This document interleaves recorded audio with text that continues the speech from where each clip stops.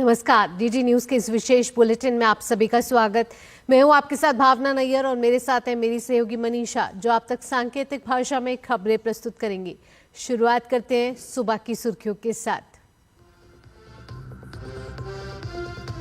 केंद्र सरकार सभी योजनाओं को समय पर लागू करके देश के गांवों को बनाएगी गरीबी मुक्त। ग्रामीण विकास मंत्रालय नए साल में देगा 10 लाख घरों को मंजूरी।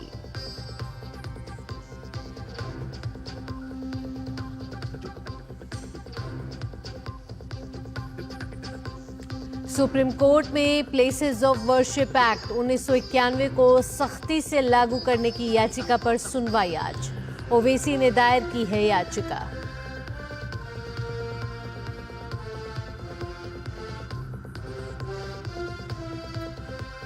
किसान नेता डलेवाल को चिकित्सा सहायता देने के मामले पर सुप्रीम कोर्ट में सुनवाई आज। पंजाब सरकार को पिछली सुनवाई के आदेश का करना है पालन।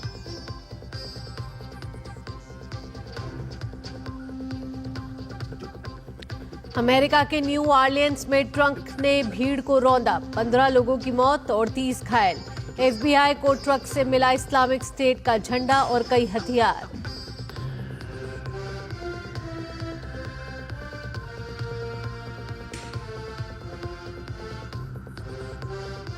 उत्तर भारत में ठंड ने बढ़ाई ठिठुरन। पश्चिमी विक्षोभ के कारण पहाड़ी राज्यों में बर्फबारी की संभावना। कोहरा जारी, पटना में स्कूल के समय बदले।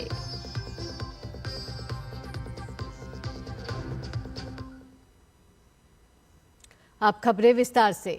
ग्रामीण विकास मंत्रालय के अधीन हो रही सभी योजनाओं को सही तरीके से निर्धारित समय पर कार्यान्वयन करके गरीबी मुक्त गांव देश में बनाए जाएंगे। प्रधानमंत्री नरेंद्र मोदी के गरीबी मुक्त भारत के सपने को साकार करने में ग्रामीण विकास मंत्रालय का यह प्रयास प्रमुख भूमिका निभाएगा।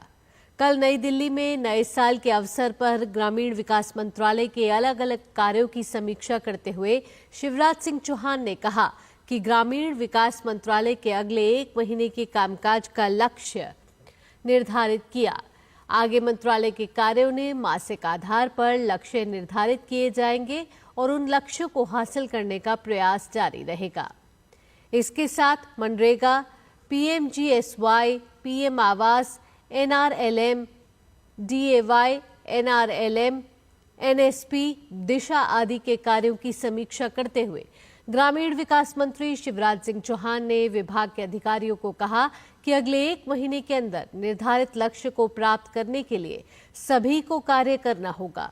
उन्होंने साथ ही कहा कि अगर एक बार लक्ष्य तय हो जाए तो उसे प्राप्त करने का रास्ता आसान होता है। ग्रामीण विकास मंत्रालय ने साथ ही कहा कि वह जनवरी में प्रधानमंत्री आवास योजना ग्रामीण के तहत 10 लाख घरों को मंजूरी देने पर ध्यान केंद्रित करेगा। यह कार्य 2024-25 के लिए निर्धारित लक्ष्यों के तहत किया जाएगा। महीने के लिए कार्य योजना तय करने के लिए मंत्रालय की एक बैठक में ये निर्णय लिए गए। ग्रामीण विकास मंत्री शिवराज सिंह चौहान ने कहा कि गरीबी मुक्त गांव प्रधानमंत्री नरेंद्र मोदी का संकल्प है और सरकार की सभी योजनाओं को लागू कर गरीबी मुक्त गांव बनाने में पूरी कोशिश करेंगे।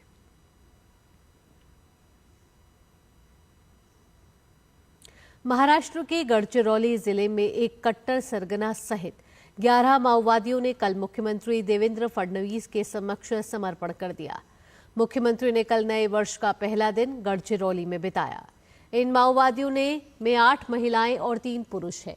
इन पर महाराष्ट्र में 1 करोड़ रुपए से अधिक का इनाम घोषित था। छत्तीसगढ़ सरकार ने भी इन पर इनाम की घोषणा की थी। इन माओवादियों को जीवन यापन के लिए 86 लाख रुपए की वित्तीय सहायता दी गई है। मुख्यमंत्री देवेंद्र फडणवीस ने कहा कि अब उत्तरी गढ़चिरौली नक्सलवाद से मुक्त हो गया है और जल्द ही दक्षिणी हिस्से को भी उग्रवाद से मुक्त करा लिया जाएगा। उन्होंने साथ ही कहा कि पिछले 4 वर्ष से भी एक भी युवा माओवाद में शामिल नहीं हुआ है, जो कि एक बड़ी उपलब्धि है।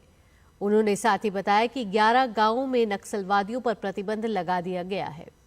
मुख्यमंत्री ने कहा कि आने वाले समय में गढ़चिरौली को इस्पात शहर का दर्जा दिया जाएगा। देवेंद्र फडणवीस ने अहेरी से गढ़देवाड़ा तक बस सेवा का भी शुभारंभ किया और इस बस से यात्रा की। उन्होंने जिले में हरित खनन परियोजना की शुरुआत की।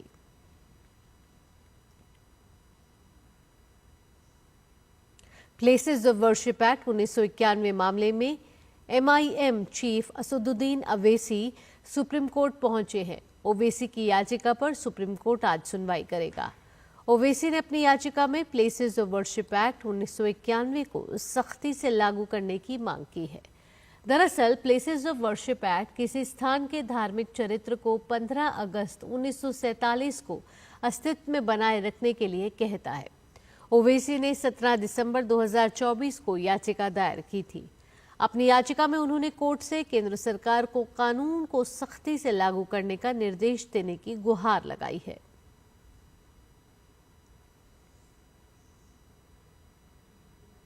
संभल से सपा सांसद जियाउर रहमान बर्क की गिरफ्तारी पर रोक लगाने वाली याचिका पर इलाहाबाद उच्च न्यायालय में आज सुनवाई होगी।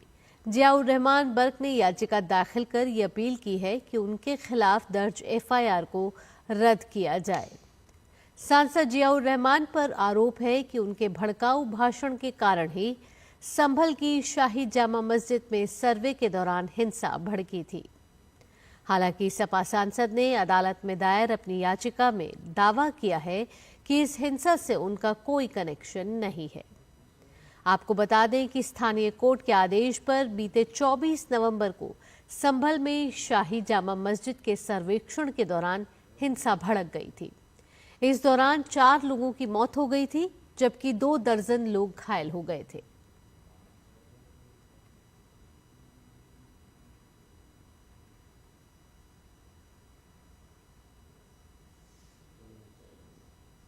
सुप्रीम कोर्ट किसान नेता जगजीत सिंह डलेवाल को अस्पताल में भर्ती कराने के निर्देशों का पालन नहीं करने के लिए पंजाब सरकार के खिलाफ अवमानना कार्रवाई संबंधी याचिका पर आज सुनवाई करेगा। डलेवाल 1 महीने से अधिक समय से आमरण अनशन पर हैं। न्यायमूर्ति सूर्यकांत और न्यायमूर्ति उज्जवल भुइयां की पीठ याचिका पर सुनवाई करेगी।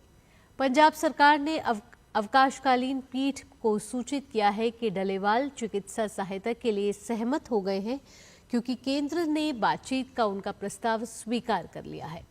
शीर्ष अदालत ने 20 दिसंबर के आदेश का पालन करने के लिए अतिरिक्त 3 दिन की मोहलत संबंधी पंजाब सरकार के अनुरोध पर संज्ञान लिया था। पंजाब के महाधिवक्ता गुरमिंदर सिंह की पीठ को अवगत कराया गया कि किसानों ने केंद्र के समक्ष बातचीत का प्रस्ताव रखा है। भोपाल की यूनियन कार्बाइड फैक्ट्री से निकलने वाले जहरीले कचरे के निपटान के लिए कंटेनर पीथमपुर स्थित निपटान स्थल पहुंच गए हैं। 337 टन जहरीले कचरे को इंदौर के पास धार जिले के पीथमपुर भेजा गया है, जहां इस कचरे को नष्ट करने का काम किया जाएगा। नए साल से पहले उत्तर भारत में शीतलहर का अलर्ट जारी किया गया है। पहाड़ों में बिछी बर्फ की चादर से मैदानी इलाकों में भी पारा गिरा है। हिमाचल प्रदेश के ऊपरी क्षेत्रों में न्यूनतम तापमान 0 से काफी नीचे दर्ज किया जा रहा है।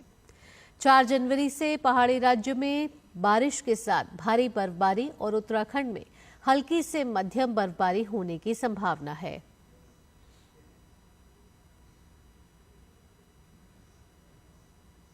मशहूर गायक दिलजीत दोसांझ ने बुधवार को नई दिल्ली में प्रधानमंत्री नरेंद्र मोदी से मुलाकात की। इस मुलाकात की तस्वीरें और वीडियो सोशल मीडिया पर खूब वायरल हो रही हैं। प्रधानमंत्री से हुई इस मुलाकात में सिंगर दिलजीत काफी खुश नजर आ रहे हैं। अंतर्राष्ट्रीय स्तर पर एक अलग पहचान बनाने वाले सिंगर दिलजीत की प्रधानमंत्री ने खूब तारीफ की। आपके परिवार ने नाम दिलजीत रखा, तो आप जीतते ही जाते हो लोगों को। हम पढ़ते थे कि मेरा भारत महान, जब मैं भारत घूमा। गणतंत्र दिवस परेड और बीटिंग रिट्रीट समारोह के लिए टिकटों की बिक्री आज से शुरू हो रही है। रक्षा मंत्रालय ने बताया है कि टिकट सेना भवन, शास्त्री भवन, जंतर मंतर, प्रगति मैदान और राजीव चौक मेट्रो स्टेशन के से मूल फोटो पहचान पत्र दिखाकर खरीदी जा सकती है।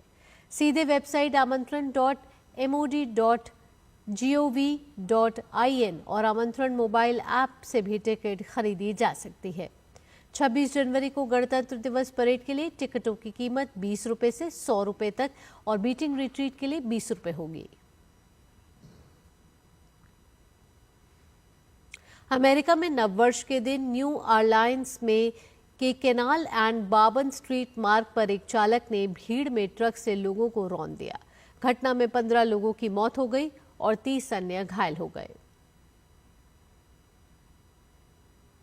इसी के साथ इस विशेष बुलेटिन में इतना ही। मुझे और मेरी सहयोगी मनीषा के साथ फिलहाल के लिए टीम को दीजिए अनुमति। खबरों का सिलसिला यूं ही जारी रहेगा। नमस्कार।